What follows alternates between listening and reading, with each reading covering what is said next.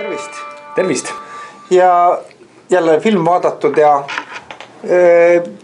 kellega veel siis, kui mitte sinuga, Mihkel, seda asja kommenteerida, miks ma kohe põhjendan selleks, et me viimati kommenteerisime filmi Müütilised teekonnad. Just. Müütilised teekonnad, mille tõlkimise juures sa olid ja nüüd jätkasid seda tõlkimistööd ka selle Finding Joe'd leides.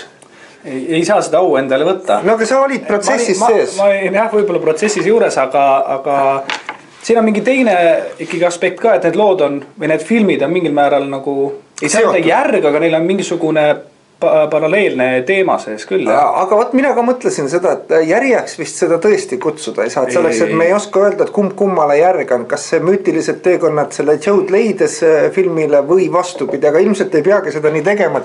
Pigem üks täiendab teist või laiendab. Need on samadele asjadele nagu veidikene erineva nurga alt lähenemised. Jah. Ja võib-olla mina kui kirjanduse sõber, et miks mulle see Müütilised teekonnad nii väga meeldis, oligi, et ta rääkis väga palju narratiiviteooriast või narratiivi loogikast, siis tegelikult see film hakkab täpselt sama koha pealt. Ja alguses ikkagi arutatakse ikkagi selle nii-öelda loo, mis on see ürglugu, on ju. Ja sealt siis minnakse edasi isiklikudel teemal. Aga jah, et aga võib-olla siis selle filmi nagu ütleme selline väike pühendus on Joe Campbellile, eks ole. Ja film algab ka sellest, et Joe Campbell, kas siis teda loetakse möödunud sajandi üks selliseid suurimaid müüdiuurijaid, et siin filmi alguses on näha kohe, et ta pühendas oma elu sellele, et uuris erinevate rahvaste lugusid ja müüte ja kõike sellist ja tõi siis, tegi sealt ka omad järeldused, eks ole. Ja võt nüüd erinevalt sellest Müütilised teekonnad, kus räägite lihtsalt lugudest ja müütidest ja nii edasi, siis siin toodi üks selline Joe Campbelli suuri üldistus välja, et kui ta kõiki neid lugusid oli uurinud. Ja mis see siis oli, et tegelikult lõpuks, et stsenaarium on sama. Lugu on sama ja mitte ainult siis need erinevate rahvaste lood, aga mis mulle tohutult meeldis, et siin oli ka näidatud, et ka tänapäevased filmid, mida me oleme harjunud televiisorist vaatama, kinos käima vaatamas, raamatud, mida me loeme, kõik on ikka üks ja sama lugu. Jah. Ja mis looga siis tegu on? Kangelase teekond. Ja kes see kangelane siis, eks ole, nii et see algus on nagu, see sõna kangelase teekond tundub selline väga pühalik, eks ole. Väga suurejooneline. Ja midagi väga sellist suurt, et las need kangelased siis müttavad ja käivad. Aga jällegi, seal on kohe üks, ütleme kirjandusel on keeruline mingitest tõdedest rääkida, aga üks põhimõte küll, et kirjanduses, fiktsioonis üldse on kõik võimendatud. Sa kontsentreerid mingisuguse sündmuse ja see on täpselt samamoodi, et kangelase teekond, et ta on lihtsalt võetud üks suurem lugu, aga tegelikult seda saab iga inimene oma eluloosse ka sisse panna. Iga inimene saab võtta ennast kangelasena. See hakkab pihta nüüd sellest suhtumisest, kuidas sa ennast vaatad? Jah, aga võib-olla see võimendus, ma ise mõtlesin seda filmi, kui ma vaatan ja neid lugusid nüüd sellise pilguga, siis see võimendus on ka vajalik selleks, et seal toodi ka välja, et me taipamine tuleb läbi lugude ja siis need lood peavad olema piisavalt nagu sellised ilmekad või tugevad, nagu nii-öelda võimendatud, et nad hakkaks meid kõnetama. Et tekiks nagu see arusaam ja see on just nimelt nagu sa ütled, et see on selline kirjanduslik teema, eks ole, nii et see võimendus on vajalik, eks ole. No mis on alusnõue sellele, et sa üldse hakkaksid mingit filmi vaatama, teatris süveneksid etendusse või raamatusse, on puhtalt sellepärast, et see pakub huvi, et ta on huvitav, et seal on põnevus. Ja meie probleem ongi ju tihti selles, et me ei suuda näha iseenda elu põnevana või huvitavana. Ja sellepärast me vajame selliseid justkui üleelu suuruses lugusid. No seal on toodud hästi palju kuulsad näiteid, Tähesõjad, Sõrmust isandad, Alice Imedemaal ja nii edasi. Et me peame justkui kogu aeg nägema midagi, mis on meie enda elust veel suurem, et tõeliselt haaratud sellest olla. Aga ideaal justkui selle taga on, et me jõuame enda juurde tagasi ja saame aru, et meie enda lugu on täpselt sama põnev. Ja tegelikult ju näidati, et mis see kangelase teekond siis on, et see ongi selline nagu ringkäik, eks ole, väljumine oma sellisest mugavast harjumuspärasest keskkonnast. Siis on see samma nagu see initsiatsioon või transformatsioon, muutumine, see võitlus lohedega, nii-öelda lohedega ja siis pöördumine tagasi kogukonda. Toomaks nüüd selle muutusega kogukonda. Ja vaata, siin ongi just niimoodi, et see on ju kõigile nagu oluline teema, et noh, siin ongi, et see ei ole ainult kangelaste teekond, et väljus ja tuli, aga see on see isikliku arengu tee. Absoluutselt. Isiksuseks saamise tee või endaks saamise tee või endast teadlikuks saamise tee.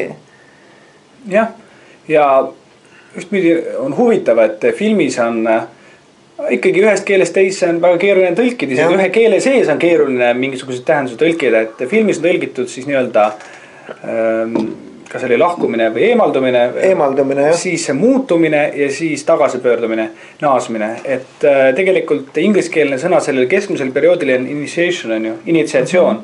Et mulle on aja jooksul see mõiste ikkagi meeldima hakanud ja see oli ka väga oluline teema selles müütilistes teekondades. Seesama, et me vajame initsiatsiooni enda elus. Me vajame seda nii-öelda initsiatsiooni riitust, seda üleminekut ühest etapist teisse. Aga kuidagi tänapäeva ühiskonnas on juhtunud, et seda on järjest vähem. Et see on nagu see kõige põnevam periood, et seda, et meid lükatakse eemale mingi sündmust või me saame selle äratuskella või kutse telefonikõne, see juhtub meie kõigiga. Aga nüüd, kuidas me käitume selles muutuste olukorras, et see on see, noh, kui öeldakse ka kirjanduses või teaduses on 3 akti teooria. Nii. Ja alati keskmine vaatus on see kõige pikem, see on see, kus tegelikult toimub kogu see sündmustik. Ja see on mina nimetaksin selle ringi peal seda muutuseks, initsiatsiooniks. Vot, aga Mihkel sellega oligi, ma pean siin pattu üles tunnistama, et ega ma seal olin see toimetaja, see subtiitrite faili toimetaja. Ja siis ma olin dilemma, sa just praegu seda puudutasid ja võid aimata, miks mul see dilemma tekkis. Et kui sa otse tõlgid, on initsiatsioon ka eesti keeles kannatab öelda. Kõigepealt, kas initsiatsioon on kõigile nagu arusaadav? No täpselt. Nii, no siis on selline eestipärasem sõna on siirderiitus, eks ole, nii.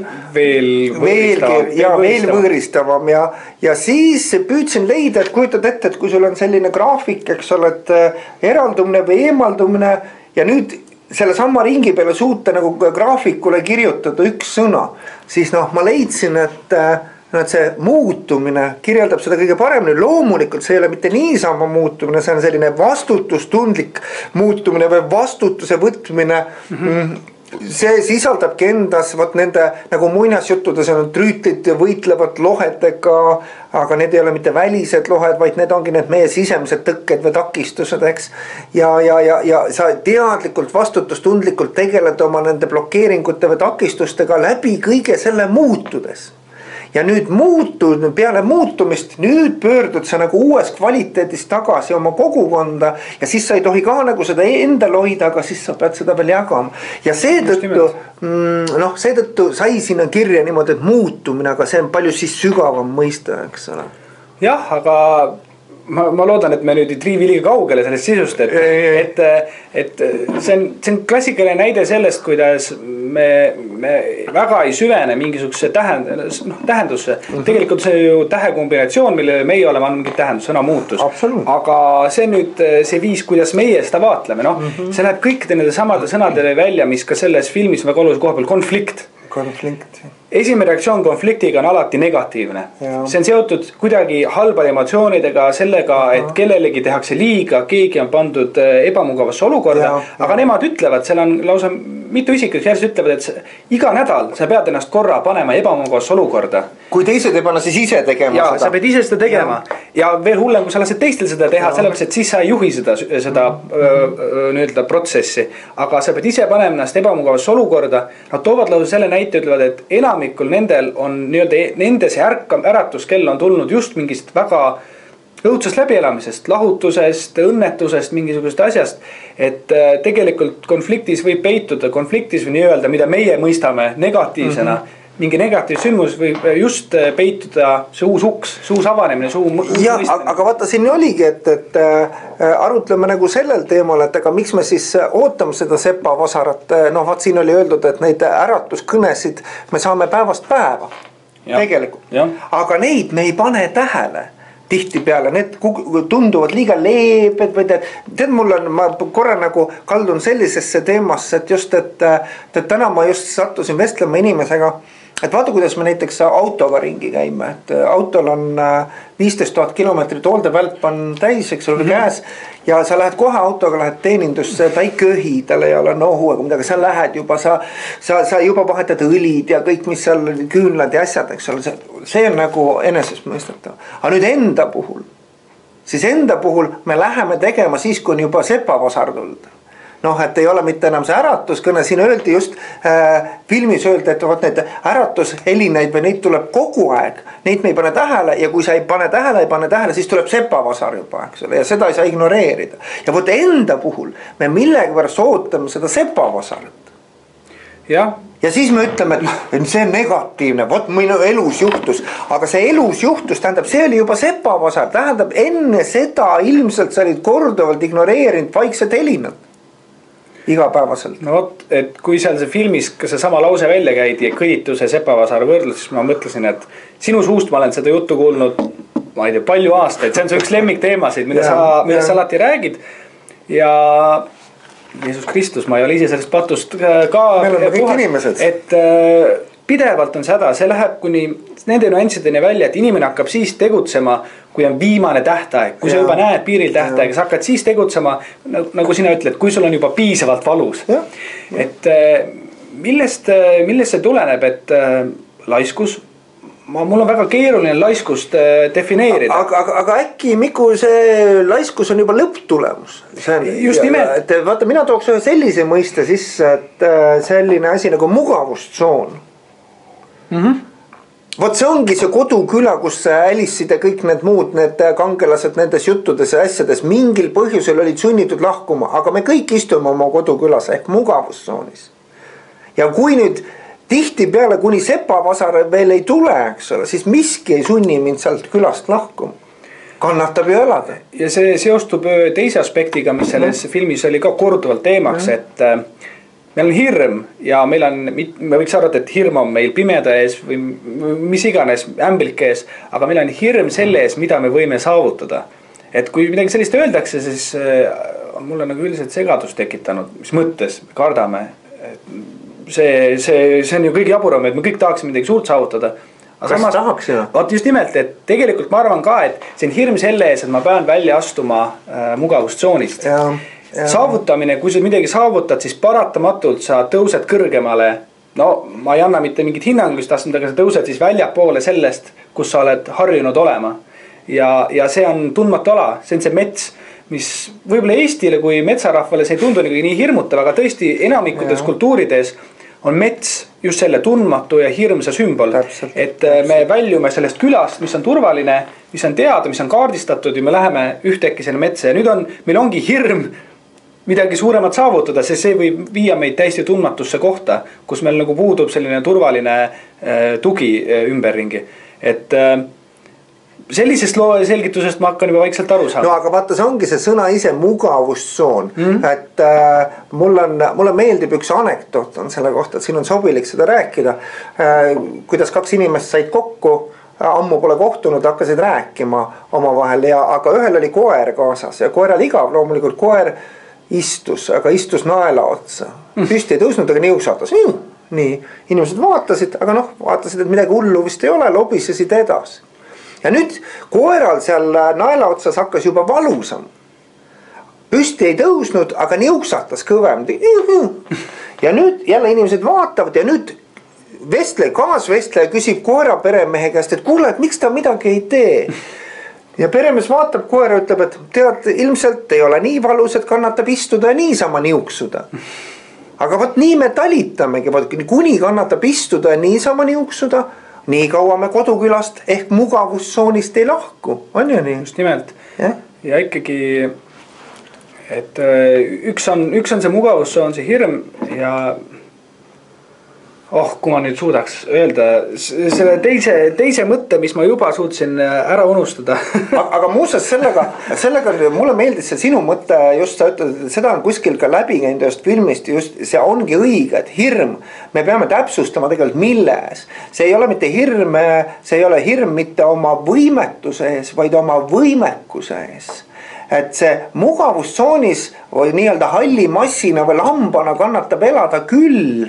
Ja me tegelikkuses ei karda mitte oma võimetust, mida me tihti väljendame, et ma hakkaks küll iseendaks, aga ma pole veel piisavalt tark või mul pole piisavalt seda või toda või abivahendeid või asju, eks ole. Siis see on tegelikult hoopis vastupidi, et meil on kõik olemas.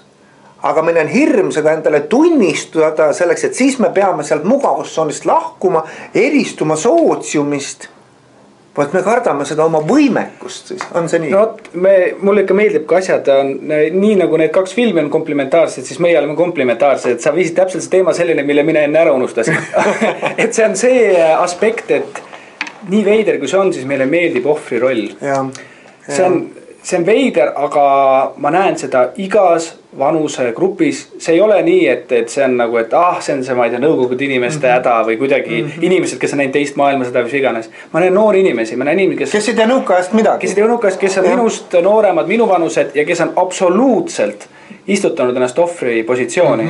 Kuidas maailm on minu vastu ja kuigi nad väljendavad justkui seda, et neile ei meeldi see, siis õige kiiresti sa saad nende jutust aru, et neil on väga meelejärgi see positsioon.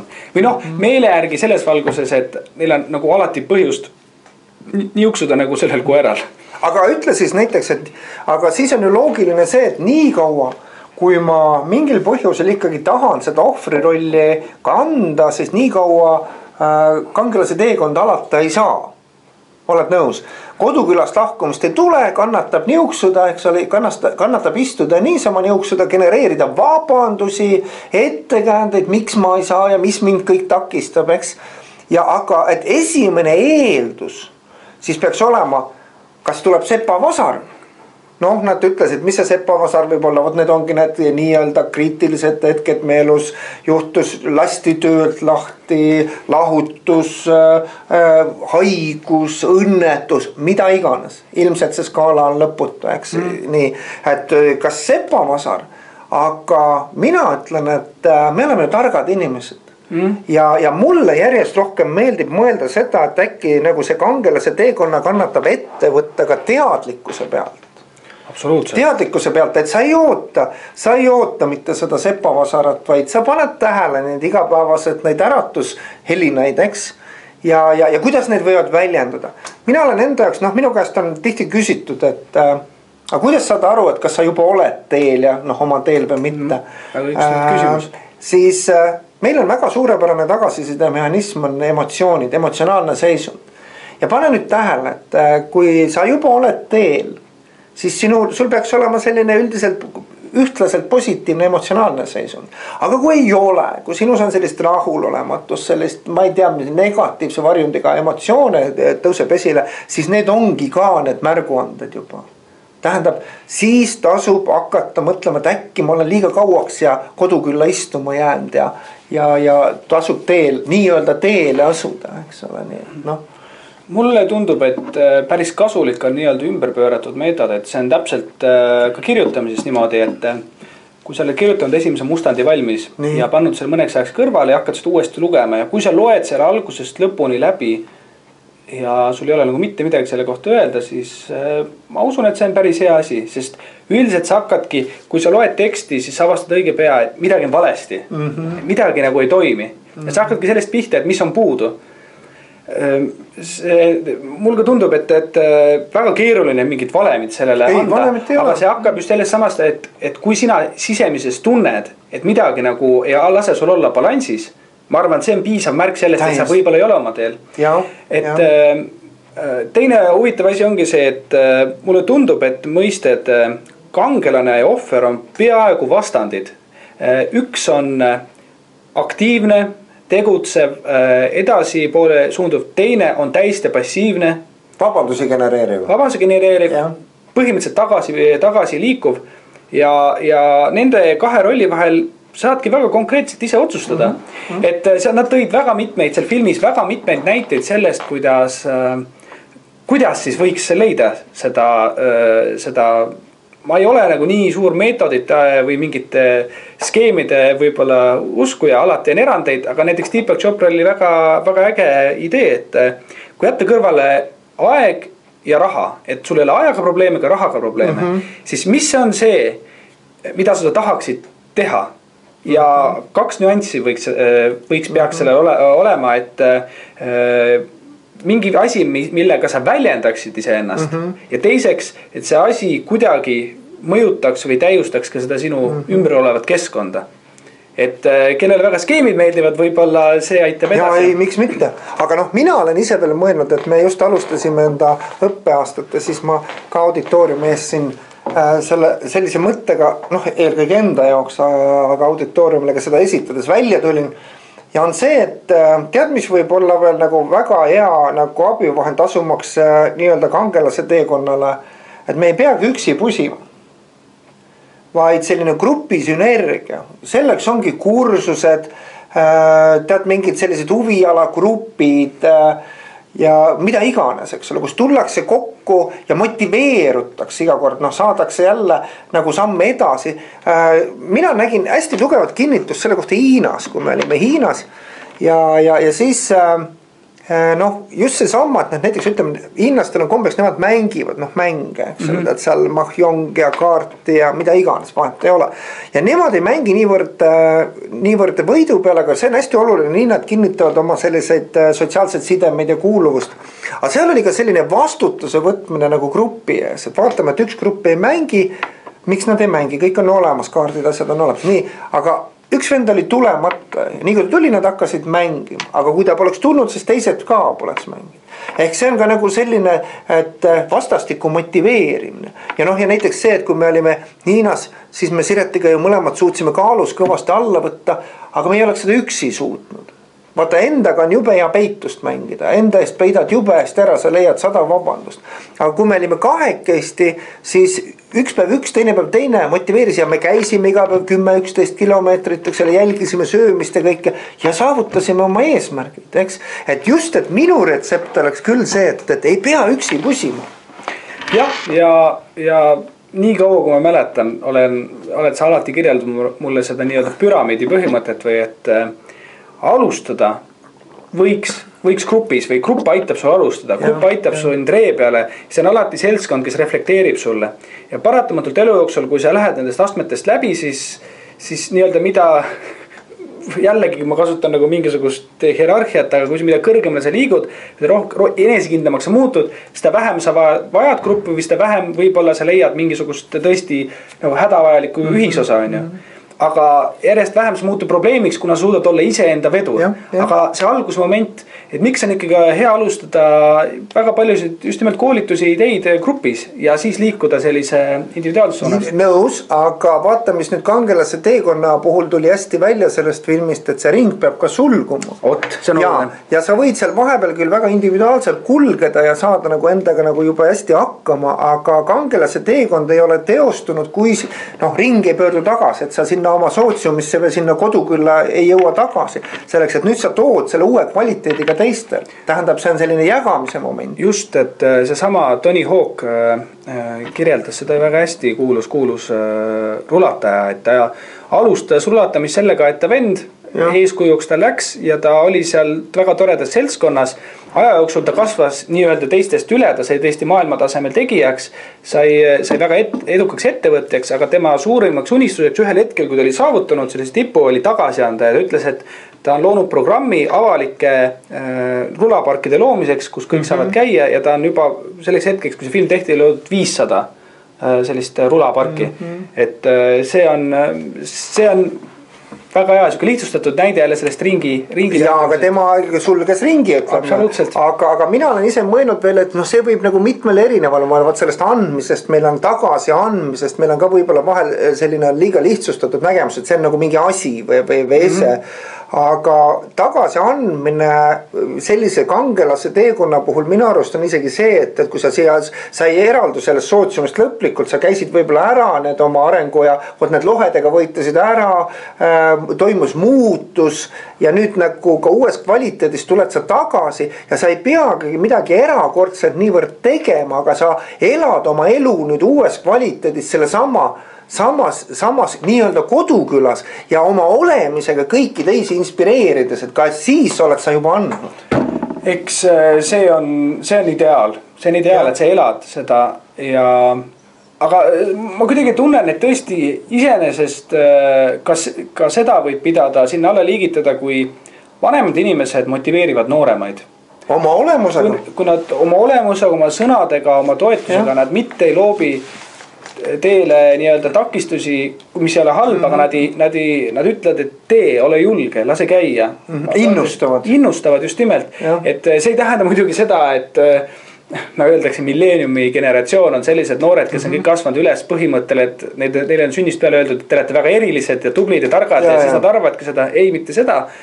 Aga et mina usun, et ka see on mingil määral selle ringi sulgemine, kui sa juba ikkagi elanud ja teatud eluetappe läbi teinud inimesena toetad teisi noori. Absoluutselt. Toetad, innustad, annad, selles mõttes on perekond ka jällegi selline ringi mudel. Aga teadagi, mina isegi sain veelgi vaieldamatult see on, aga ühe sellise hästi, mulle väga meeldis, ma kuulasin ühte teist lektorit ja siis ta tõi sellise näite kirglikust elamisest, et vaat kui sa oled oma kangelase teekonna läbinud, et siis sa oled ilmselt oma teel juba ja tee leidnud ja siis selliselt elad ka kirglikult ja siis ta võrdles nagu kirglikku elamist nagu suure leegiga põlemisega, eks ole. Ja ütles, et vaata, et kui keegi inimene nüüd, eks ole, nii-öelda suure leegiga põleb, et siis ta ei peagi midagi erilist tegema, aga üle maa tuleb inimesi kokku, et vaadata, kuidas ta põleb. Ja samas võib-olla saavad ise sädeme külge ja saavad oma leegi üles.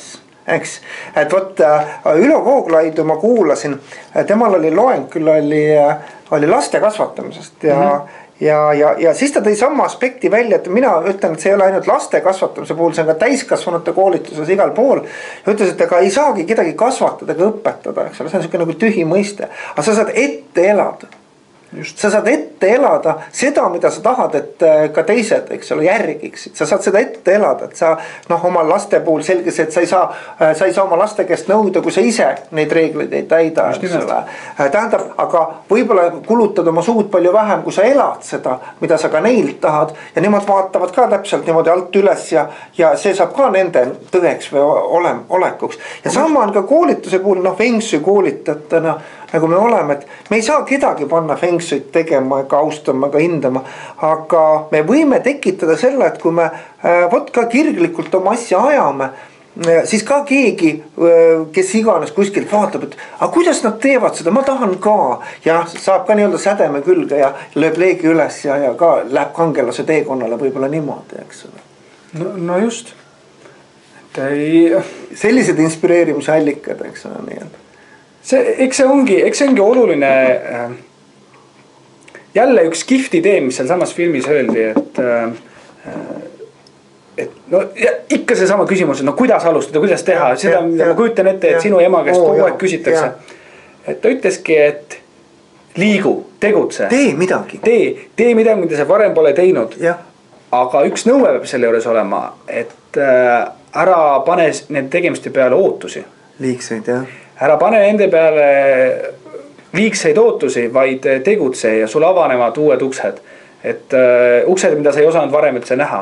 Aga just see ongi ka, et kui me nüüd ühel hetkel lõpuks võtame selle julgus midagi teha, siis me seome selle kohe nii suurte mingite ootuste või hirmude või nõudmistega, et kui meil see asi nüüd ei lähe täpselt nii, nagu me ootasime, siis me nagu tunneme, et see oli pettumus ja kergem oleks tagasi pöörduda. Et nii huvitav, kui see on, siis ootused on aegamisi järjest rohkem mulle muutunud selliseks mõisteks, millest tuleks pigem nagu hoiduda. Täiesti nõus ja vaat siin ongi, et kui me nüüd seda asja nüüd kokku võtaksime, siis kuidas siis on, et jah, kui sealt öelda kodukülast tuleb lahkuda, kui me räägime kangelase teekonnast, see on see muutuste protsessi alustamiseks.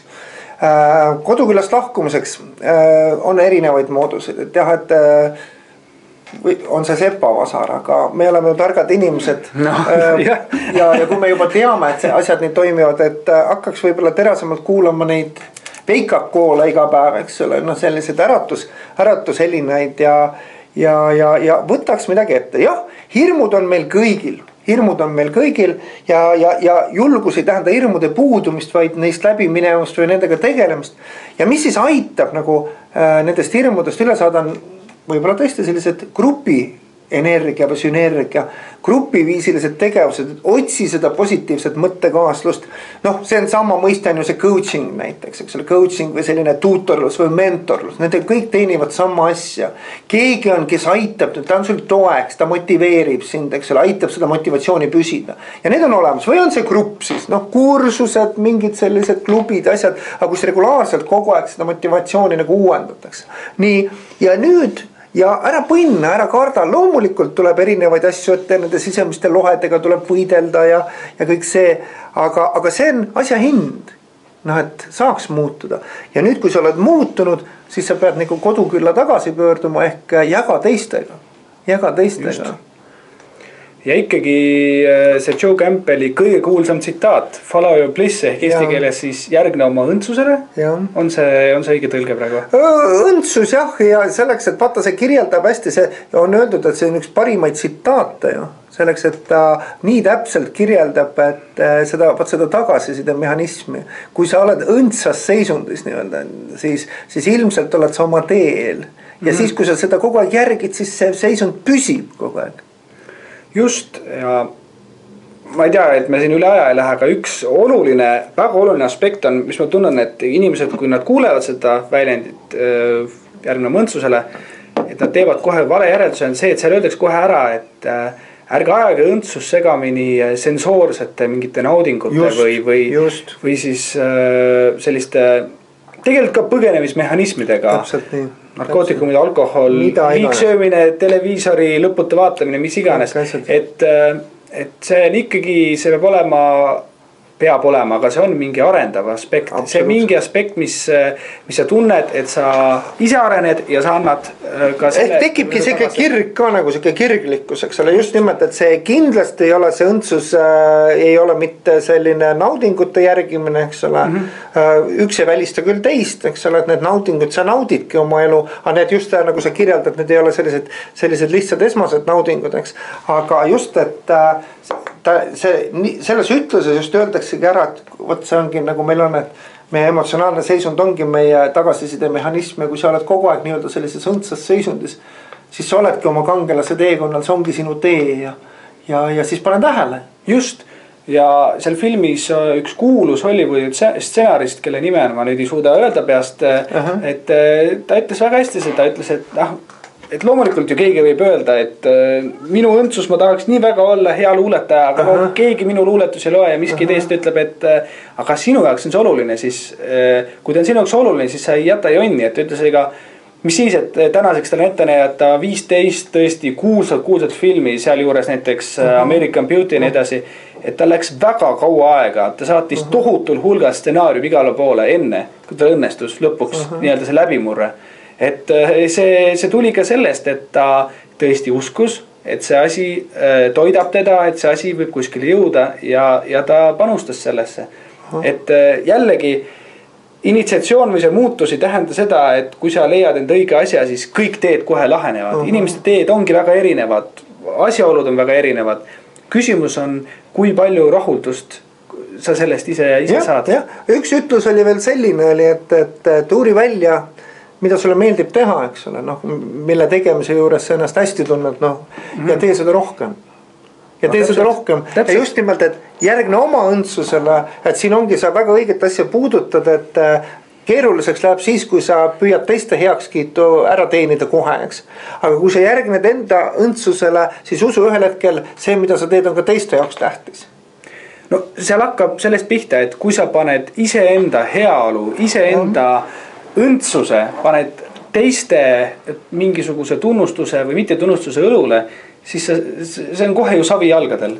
See ohend on kohe savi jalgadel, sest ühel päeval keegi ütleb võib-olla üldse nii suure, ma tean jällegi oma tutvuskonnast, et keegi on millestki tohutult entusiastlik ja keegi teine kommenteerib seda üldsegi mitte halvustavalt, aga tal võib-olla on halb päev, mis iganes, ta ütleb, et see on jama ja see esimene isik on siis täiesti löödud, ta on nõus püssi põõsas viskama, mitte kunagi tegelema.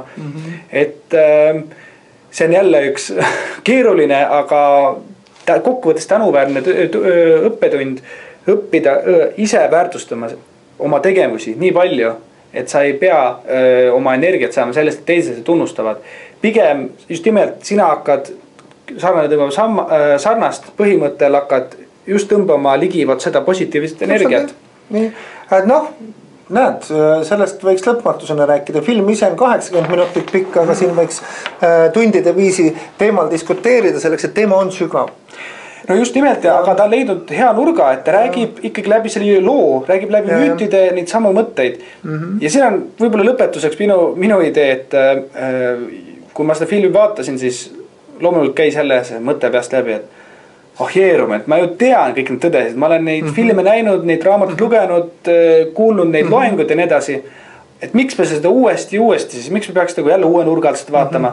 Aga see on ühel väga olulisel põhjusel, et kui ma olen selle filmi ära vaadanud, siis pärast ütleme 30 minutit, mul on tõeline tegemistahe. Ja ma see on väga positiivse impulsi, ma nägin inimesi, kes tegid asju väga edukalt ja pool tundi mul õnnestus väga hästi ennast teostada. Nüüd, kui ma vaatan seda filmi uuesti, siis äkki ma suudan pärast ennast juba 45 minutit motiveerida. Et see on samasugune treening ja tegelikult sellised filmid töötavad väga hea nagu affirmaatorina või kuidagi motiveerijana. Et mul hakkab järjest rohkem tunduma, et neid juba ainuüks sellepärast tasub vaadata, et saada positiivne laeng ja kohe selle pealt siis tegutseda. Väga hea ja paneme mõlemad filmid nii müütilised teekonnad, kuna nad komplekti hästi sobivad, kui just see Joe leides lähiajal vaatamisele. Ja tead, ma arvan, et neid mõlemad võib kokku võtta niimoodi ja ehk seda kangelase teekonda võib kokku võtta sellega, et kuidas muuta maailma. Muuda ennast ja maailm muutub. Ja see ongi see kangelase teekond. Just, tundub esmapilgul nii jabur, aga mida rohkem sellest süveneda, seda rohkem tõene see tundub. Vot nii, aga aitäh ja nägemist. Kõik head.